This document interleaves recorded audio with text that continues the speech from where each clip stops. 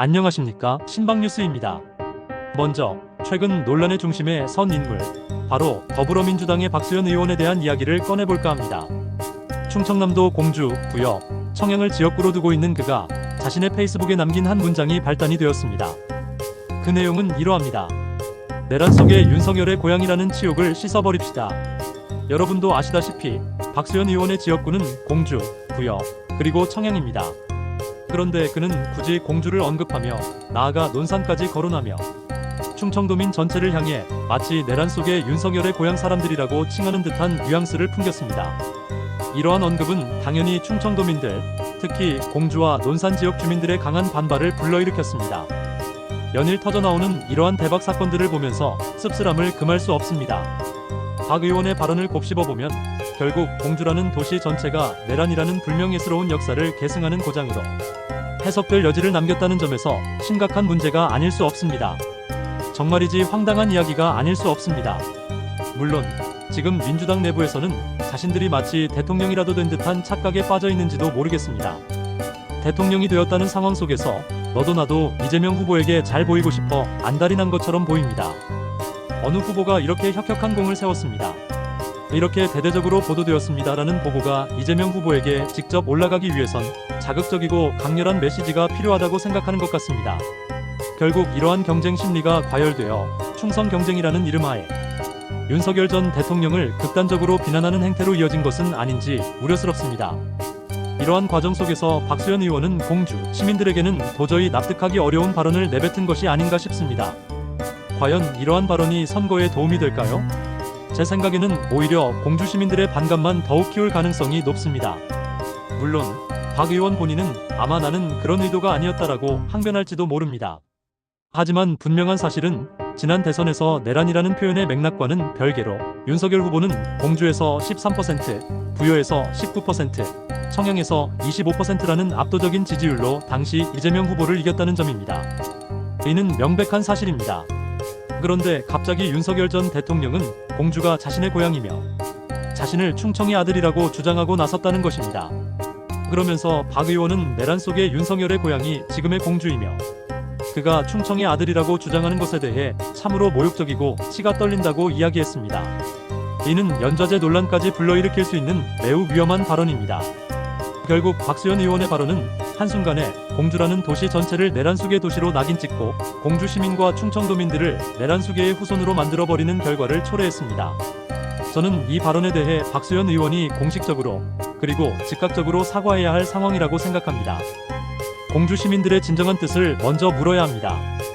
과연 공주 시민들이 정말 그렇게 생각하는지 그들의 의견을 경청하고 자신의 입장을 밝혀야 마땅합니다. 하지만 현재 상황은 박 의원이 그저 혼자서 윤석열 전 대통령을 강하게 비판함으로써 이재명 후보에게 잘 보이고 싶어하는 듯한 무리수로밖에 보이지 않습니다. 이는 공주 시민들의 정서와는 완전히 동떨어진 공주 시민들이 결코 동의할 수 없는 발언입니다. 박 의원은 자신의 발언에 대해 책임을 지고 사과해야 합니다. 지금 선거는 단지 공주 시민만을 대상으로 하는 것이 아닙니다. 지역 주민들의 동의나 공감대 형성 없이 함부로 선전선동하는 것은 오히려 박수현 의원에 대한 반감은 물론 더 나아가 이재명 후보에 대한 반감까지 불러일으켜 선거에 부정적인 영향을 미칠 가능성이 매우 높습니다. 저는 단언합니다. 충청인은 내란 수계의 후손이 아닙니다. 그들은 대한민국의 전직 대통령을 배출한 자랑스러운 고향 사람들입니다. 내란 속의 고향이라고 칭하는 것은 언어도단이며 충청인들과 공주인들에 대한 심각한 모욕입니다. 전직 대통령의 고향이라고 표현하는 것이 올바른 표현일 것입니다. 더욱이 내란이라는 용어는 아직 법적으로 확정된 사안이 아닙니다. 그저 자신들의 주장을 되풀이하는 것일 뿐입니다. 1심 재판에서조차 치열한 법정 공방이 오가고 있는 상황에서 자신들의 주관적인 판단을 마치 확정된 사실처럼 단정하고 반복하는 것은 정치적인 선전선동 행위로밖에 볼 수 없습니다. 과연 이러한 상황 속에서 충청도민들의 마음이 어떻게 결집될 수 있을지 참으로 궁금합니다. 이 문제는 여기서 마무리하고 다음 주제로 넘어가도록 하겠습니다. 다음으로 함께 논의해볼 주제는 유연정당, 즉 다른 세력과 연합하는 민주당에 대한 문제입니다. 그런데 흥미로운 점은 내란 세력과의 연합이라는 비판이 제기되고 있지만 실제로 그러한 연합을 먼저 시도한 것은 다름 아닌 민주당이었다는 사실입니다. 잠시 그 과거를 되짚어볼 필요가 있습니다. 하지만 그 전에 어제 화제가 되었던 또 다른 이슈, 바로 커피 원가 120원 논란에 대해 먼저 간략히 언급하고 넘어가겠습니다. 이재명 후보가 커피 원가를 120원이라고 발언하면서 상당한 논란에 휩싸였습니다. 본인은 마치 불도저처럼 굽히지 않고 자신의 주장을 밀어붙이고 있습니다. 강한 추진력을 가진 정치 지도자라는 인상을 국민들에게 심어주고 싶어서인지 사과는커녕 계속해서 자신의 말이 옳다고 강변하고 있습니다. 내가 뭘 잘못했냐? 말 잘못한 거 없다. 제대로 얘기했다라고 주장하지만 결과적으로는 논란 제조기 역할을 톡톡히 하고 있습니다. 커피 원가가 120원이라는 발언은 자영업자들을 분노하게 만들었을 뿐만 아니라 자유시장 경제 체제에서 일하는 수많은 사람들에게도 충격적인 발언이었습니다. 원가가 120원인데 4,000원이나 1만원에 판매한다면 대체 얼마나 많은 폭리를 취하는 것이냐는 반감을 불러일으키기에 충분했습니다. 마치 대장동 사업처럼 비정상적인 수익 구조를 머릿속에 그리고 있는 것은 아닌지 우려스럽습니다. 이재명 후보는 아마 이 세상의 모든 재화가 판매자들의 폭력적인 행위로 인해 터무니없이 비싸게 팔리고 있고 국민들은 속수무책으로 당하고 있다고 생각하는지도 모르겠습니다. 이는 자유시장 경제의 기본적인 메커니즘을 전혀 이해하지 못하는 몰지각한 상태라고 볼 수밖에 없습니다.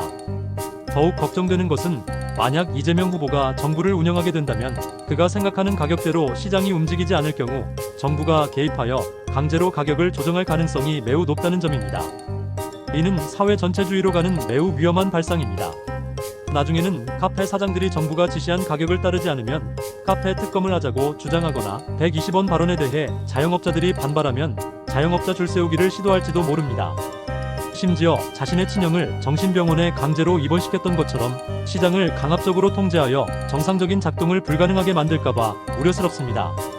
시장은 자생적 질서의 핵심입니다.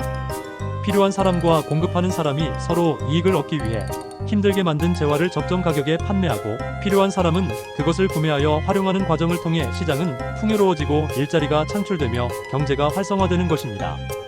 이러한 기본적인 시장 경제 원리를 이해하지 못한다는 것이 이번 논란을 통해 명백히 드러났습니다. 또 하나, 어제 노쇼 경제라는 황당한 주장을 펼치기도 했습니다.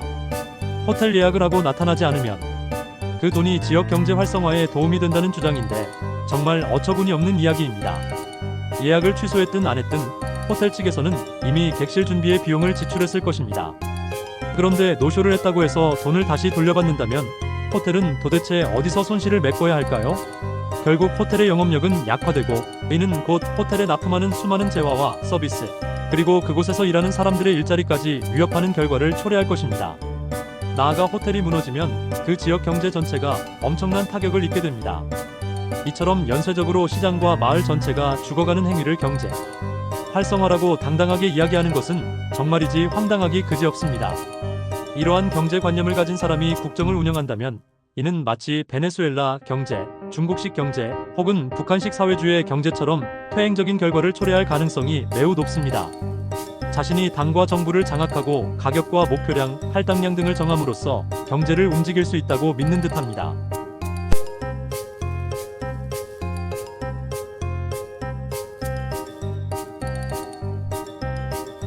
오히려 50위권, 100위권 경제국가로 후퇴할 가능성마저 존재합니다. 이는 매우 위험한 발상입니다. 이재명 후보의 이러한 비현실적인 경제관으로는 매일 호텔이나 모텔의 모든 방을 예약해놓고 노쇼를 반복하는 행위가 경제 활성화에 도움이 된다는 억지 주장을 펼칠 수도 있습니다. 이렇게 되면 호텔과 모텔은 대기업이 되고 주변의 모든 자영업자와 소상공인들은 몰락할지도 모릅니다. 민주당은 마치 매일 예약을 했다, 취소했다를 반복하는 행위를 통해 경제를 활성화시킬 수 있다고 믿는 것 같습니다. 더욱이 이러한 경제관념은 민주당에서 처음 나온 것이 아닙니다. 과거 문재인 정부 시절 추진했던 소득주도성장이라는 정책 자체가 전 세계 경제학 교과서 어디에도 없는 황당한 정책이었습니다. 상식적으로 성장을 통해 분배를 확대하는 것이 일반적인 경제 원리이자 역사가 증명한 사실입니다. 하지만 소득주도성장은 분배를 통해 성장을 유도한다는 역발상적인 정책이었습니다. 그 결과 최저임금을 급격하게 인상시켜 자영업자들의 폐업이 속출하고 청년 아르바이트생들이 대거 해고되어 청년 실업률이 증가하는 등 심각한 부작용을 초래했습니다. 이러한 소득주도 성장의 실패에도 불구하고 이번에는 노쇼주도 경제라는 더욱 황당한 주장을 들고 나온 것입니다. 노쇼를 반복하면 경제가 활성화된다는 어처구니 없는 주장을 펼치는 사람이 현재 대선 후보로 출마했다는 사실은 참으로 개탄스럽습니다. 이제 본 주제로 넘어가겠습니다. 앞서 말씀드린 바와 같이 이 문제도 중요하지만 우리가 간과해서는 안 될 또 다른 중요한 주제와 관련하여 어제 마침 이재명 후보가 관련 발언을 하여 그 부분을 집중적으로 다뤄보겠습니다. 어제 이재명 후보는 진보당과 관련된 발언을 하여 논란이 일고 있습니다. 한 질문자가 통합진보당의 후신인 진보당도 내란 세력이냐? 라고 질문했습니다. 이에 대해 이재명 후보는 명확하게 답변하지 않고 이미 판결이 난 과거의 것은 판결에 따라 판단하면 된다라고만 답했습니다. 하지만 앞서 이재명 후보는 현재 판결도 없고 판결을 보지 않더라도 윤석열 전 대통령은 명백한 내란 세력이라고 주장하며 마치 현재 내란 판결이 난 것처럼 호도했습니다. 윤석열 전 대통령에 대해 명백한 내란 세력이라고 주장했지만 검찰은 그를 내란 세력이라고 판정한 적이 없습니다. 헌법재판소는 위헌 결정을 내렸을 뿐입니다. 그런데 이재명 후보는 재판이 막 시작되어 진행 중인 상황에서 그를 명백한 내란 세력이라고 단정했습니다. 그렇다면 통합진보당은 어떤 정당입니까? 통합진보당은 위헌 정당으로 해산된 정당입니다. 이러한 세력을 내란 세력이라고 부르자 이재명 후보는 제대로 답변하지 않고 윤석열 전 대통령과 관련된 문제로만 이야기를 이어갔습니다. 또 다른 사례가 있습니다. 바로 이석기와 아로그룹입니다. 통합진보당의 핵심 축이었던 이석기와 아로 세력은 어떤 세력이었습니까? 기회가 된다면 특히 북한이 침공해 올 경우 우리 군사기지부터 국가기관망까지 폭파시키거나 마비시키겠다는 계획을 차근차근 준비하고 실행하려 했던 세력입니다. 이것이 내란 세력이 아니고 무엇이겠습니까? 그런데 민주당은 지난 총선에서 이 이석기 핵심 그룹에 있던 사람들과 그리고 위헌 정당의 후신인 진보당과 연합했습니다. 심지어 이번 대선에서는 후보 단일화까지 했습니다. 그렇다면 통합진보당의 후신인 진보당과 연합하는 것, 즉 위헌 정당 세력과 연합하고 사실상 내란 세력과 연합하는 민주당은 어떤 정당이 되는 것입니까? 그리고 이러한 상황에서 이재명 후보는 어떤 후보이며 내란 정당이고 내란을 획책하려는 자가 아니고 무엇이겠습니까? 이는 공범이라고 볼 수 있습니다. 최소한 내란의 공범이라고 할 수 있습니다. 왜냐하면 내란 혐의, 아니 정확히 말하면 이적 행위로 인해 정당, 해산 판결을 받은 정당의 후계자와 함께 대선 후보 단일화를 했기 때문입니다. 이는 그 정당과 후보의 뜻을 이재명 후보가 수용한다고밖에 볼 수 없습니다. 그리고 진보당은 과거 통합진보당 시절부터 성군 사상을 강조했습니다. 실제로 그와 관련된 문건이 증거로 발견되기도 했습니다. 당시 통합진보당 해산 판결문에는 자유민주주의 체제 전복 의도가 확인된다고 명시되어 있습니다. 구체적으로 기관망 파괴 계획이 있었으며 기관망 파괴를 위해서는 총이 필요하다는 논의까지 있었습니다. 왜냐하면 파괴를 위해서는 해당 시설에 침투해야 하는데 경비원들이 지키고 있을 것이기 때문입니다. 그래서 권총이 필요하다는 이야기가 나왔고 권총을 어디서 구할 수 있느냐는 질문에 러시아 선박이 들어오는 부산에 가면 좀 더 쉽게 구할 수 있지 않겠느냐라는 구체적인 모의까지 했습니다. 그리고 북한 김일성에게 충성을 맹세하는 행위도 있었습니다. 이처럼 과거에 활동했던 아로는 지하혁명 조직을 의미합니다. 지하혁명 조직을 통해 우리나라 정부의 정상적인 시스템과 기능을 마비시키고 전복시키려고 했던 그 정당의 후신이 바로 현재의 진보당입니다. 진보당에서 대통령 예비 후보로 나섰던 김재현 씨와 이재명 후보는 후보 단일화를 했습니다. 이는 김재현 씨의 뜻을 이어받아 한미 군사훈련을 중단하고 사드를 철수하며 국가보안법을 폐지하겠다는 의미로 해석될 수 있습니다. 그렇지 않다면 후보 단일화를 할 이유가 없는 것입니다. 왜냐하면 이러한 목표들은 진보당의 핵심 정강이자 활동 목표이기 때문입니다. 따라서 미국과의 관계를 멀리하고 북한과 함께 가려는 친북 종북적인 행태, 그리고 그러한 정책이나 공약을 당선되면 실현하겠다는 의지를 보이고 있기 때문에 이 부분을 매우 유심히 지켜봐야 합니다. 이는 이재명 후보가 얼마나 위험한 인물인지 북한과 손잡고 퍼주기 외교를 할 준비가 되어 있으며 미국을 적대시할 만반의 준비가 되어 있는 대단히 반미적이고 위험한 후보라는 점을 시사합니다. 이렇듯 진보당과 이석기 그리고 아로 지하혁명 조직까지 이야기를 나누었습니다. 그렇다면 이재명 후보의 캐치프레이즈 현수막에 걸린 진짜 대한민국, 이제는 이재명이라는 구호는 진정한 대한민국이 아니라 진정한 내란 세력이라는 말과 다를 바 없습니다. 어쩌면 진짜 내란 세력 연합이거나 아니면 이제는 이재명이 아니라 감옥은 이재명이라고 바꿔야 할지도 모르겠습니다. 그는 당선되더라도 여전히 파기환송심이라는 가장 큰 리스크를 안고 있습니다. 재판이 중단된 것이 아니라 연기되었을 뿐입니다. 6월 3일에 선거가 치러지고 그가 당선된다고 하더라도 6월 18일에 파기환송심에서 유죄 판결이 내려지면 대법원에서 이를 인용하여 즉시 당선 무효가 될 수 있습니다. 당선부터 무효까지 채 한 달도 걸리지 않을 수 있는 것입니다. 현재 선거 비용으로 800억 원 정도를 쓴다고 하는데 이는 조 단위의 선거를 한 번 더 치러야 할 수도 있다는 의미입니다. 국민들은 이러한 불안감 때문에 당선 무효가 될 수도 있는 사람을 뽑지는 않을 것이라고 생각합니다. 선거가 다가올수록 후보 단일화에 대한 열망이 높아지면서 실제로 단일화가 이루어지고 앞서 말씀드린 것처럼 숨어있던 김문수 지지자들이 본격적으로 모습을 드러내고 사법 리스크가 부각되기 시작하면 이재명 후보의 당선은 매우 어려워질 것으로 예상됩니다. 김문수 후보 측뿐만 아니라 구미애 님도, 즉 구미애 대변인께서도 이석기와 아로의 후신들이 장악한 진보당, 통합진보당의 후신인 진보당, 즉 위원정당이자 내란 세력의 추종 세력인 이 정당과 연합한 민주당이 진짜로 내란 세력과 연합한 것이며 내란 세력과 공모한 것이고 내란 세력과 연합한 것이라는 점을 강조해야 한다고 말씀하셨습니다. 진보당과의 연합이 단순한 범좌파, 범진보 진영의 연합이 아니라 내란 세력과 공모하고 있다는 사실을 부각할 필요가 있다는 것입니다. 이 부분에 대해 집중적으로 검토해야 할 것입니다. 알겠습니다. 그렇게 하겠습니다. 이제 다른 주제로 넘어가 보겠습니다. 좌파 단체들이 평택 미군기지 앞을 찾아갔습니다. 평택 미군기지, 오마이뉴스에서 보도한 내용입니다. 오마이뉴스가 왜 이것을 보도했는지도 한번 따져보겠습니다. 오마이뉴스 보도 내용을 살펴보겠습니다. 평택 미군기지 안정리 게이트라고 합니다. 평택 미군기지 앞에서 국민주권당, 자유민주평화통일민족운동연합, 대진연한국대학생진보연합, 동작촛불행동, 용산촛불행동, 자주연합준비위원회, 통일준비중백군 등 친북 좌파 성향으로 보이는 세력들이 최근 폴 러케머라 주한미군 사령관의 발언을 규탄하며 기자회견을 열었습니다. 그들은 대선 개입, 전쟁 강요, 러케머라는 떠나라, 주한미군 사령관은 떠나라라고 외쳤습니다.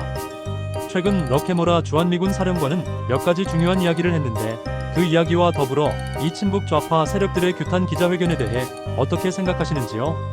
지금은 대선을 앞둔 매우 중요한 시기입니다. 대선 기간 중에 이렇게 주한미군 사령관을 직접 겨냥하여 비난하고 찾아가 집단적으로 현수막까지 걸면서 주한미군 사령관의 사과와 철수를 요구하는 것은 무슨 의미일까요? 이는 미국이 우리나라에서 철수하고 한미 동맹 관계나 한미 군사훈련 등을 폐기하기를 바란다는 메시지를 담고 있는 것으로 해석할 수 있습니다. 그런데 이재명 후보가 가지고 있는 성향은 이러한 반미 성향과 일맥상통합니다. 과거에 이재명 후보는 미국에 대해 점령군이라고 발언한 적도 있지 않습니까?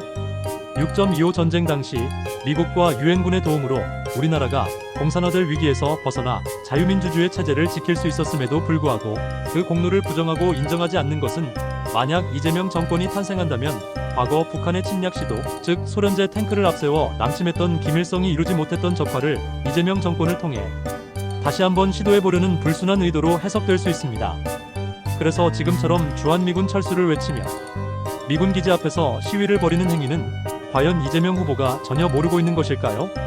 아니면 이것이 전체적인 선거운동의 일환으로 너희는 이렇게 행동하고 나는 앞에서 중도 보수를 표방하며 보수층에 어필하겠다. 너희는 뒤에서 내가 보수가 아니라는 것을 북한과 중국에 알려주고 주한미군 철수 같은 활동을 계속해달라. 대신 나는 앞에서 보수인 척 연기하겠다와 같은 모종의 선거 전략의 일환으로 역할을 분담한 것은 아닌지 의심스러울 정도입니다. 선거 시기에 이러한 이야기가 나오는 것을 보면서 많은 국민들이 깊은 우려를 느낄 수밖에 없을 것입니다. 대진연을 포함한 이러한 단체들이 러케머라 주한미군 사령관을 규탄하며 한국을 떠나라고 주장하고 더 나아가 주한미군 철수를 주장하는 이유는 다음과 같은 발언을 근거로 하고 있다고 합니다.